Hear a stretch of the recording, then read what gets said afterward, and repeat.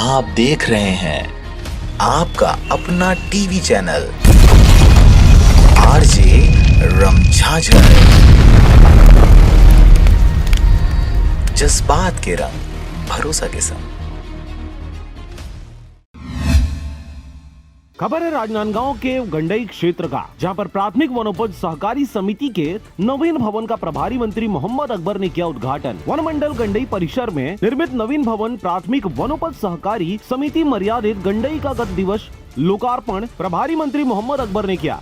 कार्यक्रम की अध्यक्षता क्षेत्रीय विधायक देवव्रत सिंह के द्वारा किया गया। तेंदुपत्ता संग्रहण पालन अधिकारी एवं प्रबंधक के लिए 9,65,000 की लागत से उक्त भवन को बनाया गया है। इस भवन के बनने से तेंदुपत्ता संग्रहण के कार्यों के लेखा जोखा रखने में विभाग को सहायता मिलेगी। उक्त भवन कुछ माह पूर्व ही बनकर तैयार हो गया था, जिसका उद्घाटन आज प्रभारी मंत्री मोहम्मद अकबर के द्वारा किया गया। मंत्री जी का आगमन बीते दिवस रात्रि 8 बजे गंडई वन मंडल में हुआ था, जहाँ आतिशबाजी के साथ स्वागत उनका किया गया। तत्पश्चात फीता काटकर भवन का उद्घाटन किया गया। प्रभारी मंत्री के लोकार्पण कार्यक्रम में अध्यक्षता कर रहे क्षेत्रीय विधायक देवव्रत सिंह ने प्रेस वार्ता में बताया कि गंडई क्षेत्र के लिए शिक्षा को लेकर राज्य सरकार के अनुशंसा से गंडई के बालक माध्यमिक विद्यालय में अंग्रेजी माध्यम के लिए चयन हुआ है, जिसमें लगभग 3 करोड़ की लागत से नए भवन, boundary wall, computerise lab, computer के माध्यम से ऑनलाइन पढ़ाई, जिसमें पूरे अंग्रेजी माध्यम से ही शिक्षक रहेंगे। पूरे छत्तीसगढ़ में 100 स्कूल खोलने का प्रयास राज्य सरकार द्वारा की जा रही है,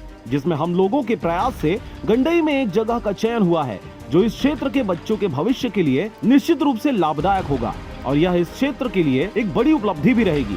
तो जो छत्तीसगढ़ में 100 का चयन हुआ, उसमें मतलब ये हम लोगों के लिए बड़ा खुशी की बात है। मैंने प्रयास किया था उसके लिए कि हमारा जो गंडई का जो बालक विस्तार माध्यमिक विद्यालय है, उसका 100 विद्यालय में चयन हो गया है और उस विद्यालय में आने वाले 1 वर्ष के अंदर में लगभग 3 से 3.5 करोड़ रुपए की राशि उसमें खर्च होगी। नई बाउंड्री वॉल, नए कमरे, पूरी कंप्यूटराइज लैब और पूरी कंप्यूटराइज पढ़ाई और पूरी इंग्लिश मीडियम की टीचर्स भी यहाँ पोस्ट होंगी। जो टीचर्स हैं उनकी ट्रेनिंग भी इंग्लिश में की जाएगी और इंग्लिश मीडियम टीचर्स भी पोस्ट होंगे। एक अलग सी ड्रेस होगी, अलग से किया होगा। तो जैसे इंग्लिश मीडियम स्कूल के जो 100 मॉडल स्कूल छत्तीसगढ़ में खोले गए हैं। देखो, कांग्रेस की सरकार बनने के बाद 2018 में सबसे पहली बात तो ये थी कि जिन वायदों के दम पर कांग्रेस की सरकार बनी, 36 वायदे हुए थे, 24 पूरे हो चुके। और इस बार की स्थिति ये है कि जो बड़े बड़े वायदे थे, प्रमुख रूप से राशन कार्ड बनाने की बात थी, कर्जा माफी की बात थी और 2500 रुपये प्रति क्विंटल धान खरीदी।